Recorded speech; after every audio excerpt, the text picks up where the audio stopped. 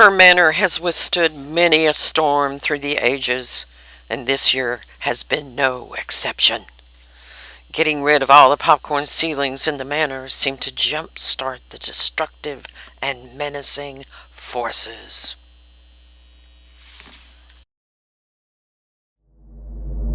I knew the warning signs very well, and without a doubt, I knew who was responsible.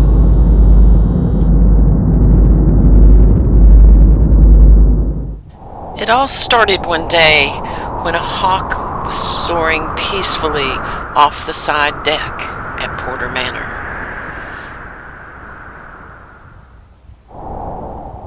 And then something terrible was about to happen. It crashed into the window and died. The hawk was laid to rest in the Porter Cemetery on the east lawn of the manor. Then the attacks on the manor itself began. Insidious roots invaded the septic tank and shut down all the plumbing. Next, in the hottest part of the summer, the air handler mysteriously failed and had to be replaced. The attacks did not let up. I discovered that someone had desecrated the manor cemetery. Graves were turned over and scattered. Everywhere I looked, destruction. But most heinous of all, the hawk had been unearthed, and all that was left was a single feather to taunt me. I was getting desperate for help with the unrelenting attacks. I had to turn to the past for some expert advice. I decided I must conduct a seance to contact my long-departed ancestor, Victoria Porter, one of the first and most renowned of the lady detectives of the Victorian period, a brilliant woman who cared nothing for societal conventions and chose caring for her beloved cats instead of having children. She appeared at the seance to give me some very specific warnings on how to deal with the ever-growing problem of evil within the manor.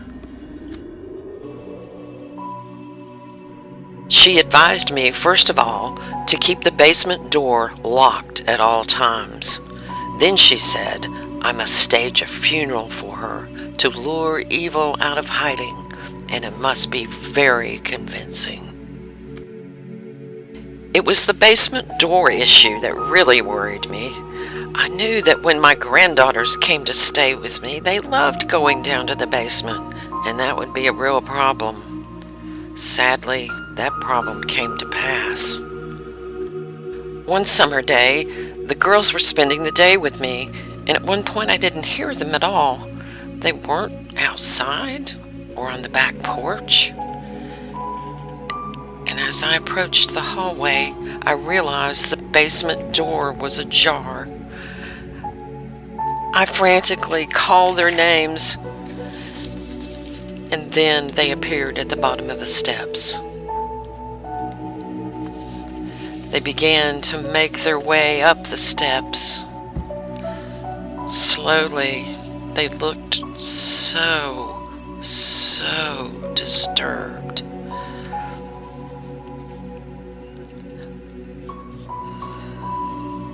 They came, and I didn't know what I was going to do or say. They didn't speak for several hours.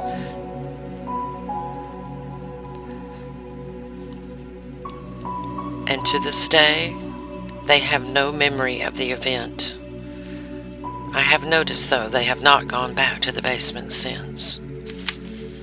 Following Victoria's suggestion, I began to make preparations for her funeral.